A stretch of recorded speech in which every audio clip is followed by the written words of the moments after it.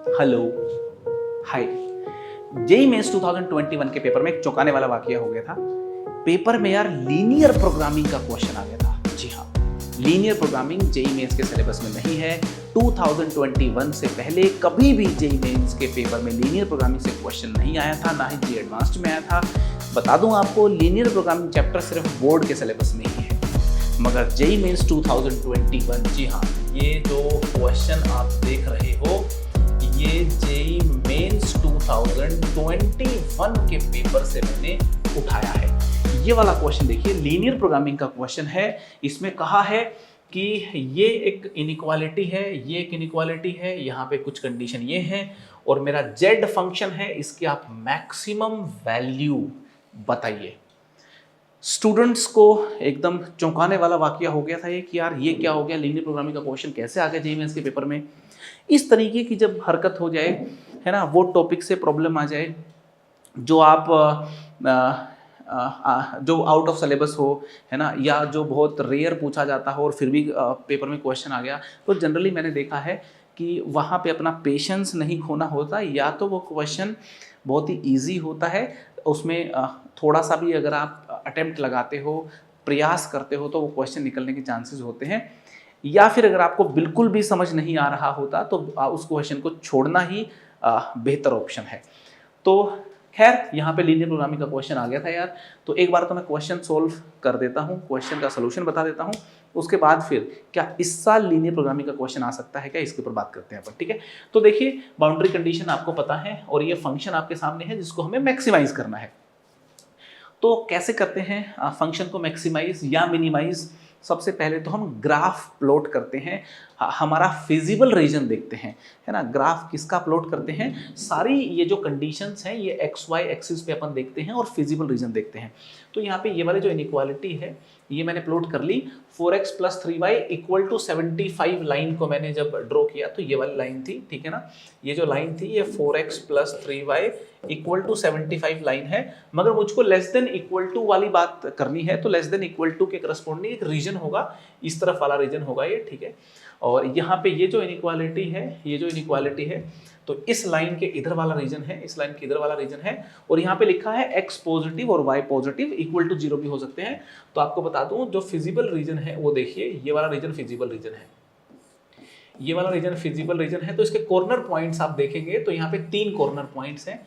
इन 3 corner points पे हमें given function की वैल्यू निकालनी है, और इन 3 कॉर्नर पॉइंट पे जो वैल्यू आ रही होगी उन तीनों में जो सबसे बड़ी वैल्यू होगी वो मेरी मैक्सिमम वैल्यू होगी फंक्शन की, ठीक है। ये होती है लीनियर प्रोग्रामिंग की थ्योरी।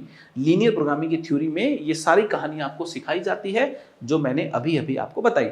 तो 0,0 पे z की वैल्यू देखोगे तो x की वैल्यू 0, y की वैल्यू 0 पुट करोगे तो यहाँ पे 0 आंसर आ रहा है।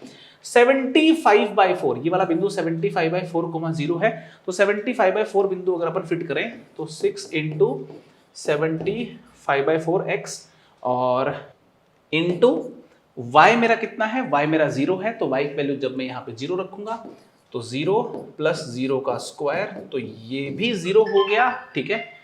और 0,25 अगर अपन x की वैल्यू 0 रखेंगे, y की वैल्यू 25 रखेंगे, तो 6 × 0 × 25 + 25 का स्क्वायर, यहाँ पे ये मेरे को मिल रहा है 625। तो तीनों जो वैल्यूज आई हैं इसमें 0, 0 और 625 में सबसे बड़ी वैल्यू है 625, तो इस प्रॉब्लम का आंसर तो आ जाएगा 625। तो क्वेश्चन तो हमने कर दिया, ठीक है। वापस से रिपीट कर दूं, जितनी भी बाउंड्री कंडीशंस हैं उनको सेटिस्फाई करने वाला रीजन अपने को देखना होता है, जिसको हम फिजिबल रीजन बोलते हैं। तो यहाँ पे जो फिजिबल रीजन है ये देखिए, इस तरीके का एक फिजिबल रीजन मेरे को यहाँ पे नजर आ रहा है, राइट। इस तरीके का एक फिजिबल रीजन मेरे को नजर आ रहा है, और इस फिजिबल रीजन के ये जो कॉर्नर पॉइंट्स हैं, इन कॉर्नर पॉइंट्स पे अपने को इस फंक्शन की वैल्यू निकालनी होती है। कॉर्नर पॉइंट पे वैल्यू निकालने के बाद जो सबसे बड़ी वैल्यू है वो वैल्यू मेरा आंसर हो जाएगा, क्योंकि मेरा जो इंटरेस्ट है वो मैक्सिमम वैल्यू में था, ठीक है। तो ये तो हमने प्रॉब्लम को सोल्व कर दिया, और आपने ध्यान से देखा हो तो इस प्रॉब्लम को सोल्व करने में अपने को इनइक्वालिटी की नॉलेज होनी चाहिए और लीनियर प्रोग्रामिंग की थ्योरी का पता होना चाहिए। यहाँ पे सोल्व करने में 1.5 से 2 मिनट लगता है। ग्राफ मैंने पहले से बना रखा था ताकि समय ज़्यादा ना लगे आपको एक्सप्लेन करते हुए। तो अगर अपन बिल्कुल स्क्रैच से ग्राफ बनाएंगे तो 1.5 से 2 मिनट का ये क्वेश्चन है। ये बात तो हुई ठीक। अब क्या इस साल भी चांसेस हैं क्या क्वेश्चन आने के?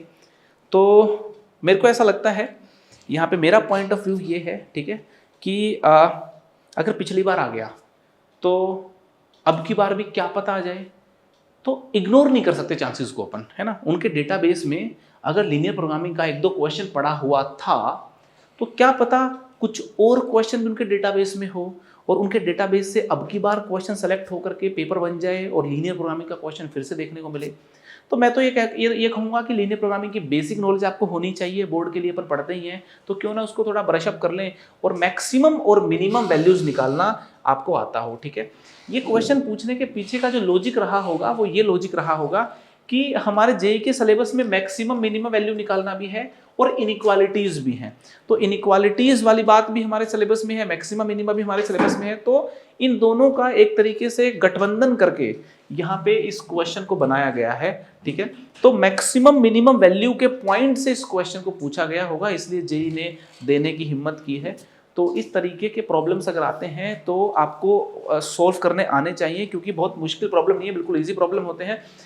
तो मैं तो यही सजेस्ट करूंगा कि लीनियर प्रोग्रामिंग में मैक्सिमम मिनिमम वैल्यू निकालना, फिजिबल रीजन जो है वो कैसे बनता है और अपना इनइक्वालिटीज को कैसे अपन यहाँ पे ड्रॉ करते हैं और सब इनइक्वालिटीज का कॉमन रीजन कैसे चेक करते हैं, इस तरीके की बातें आपको पता होंगी तो अच्छी बात होगी। और क्वेश्चन अगर मान लो लीनियर प्रोग्रामिंग का आता है पेपर में तो अपन उसको सोल्व कर पाएंगे।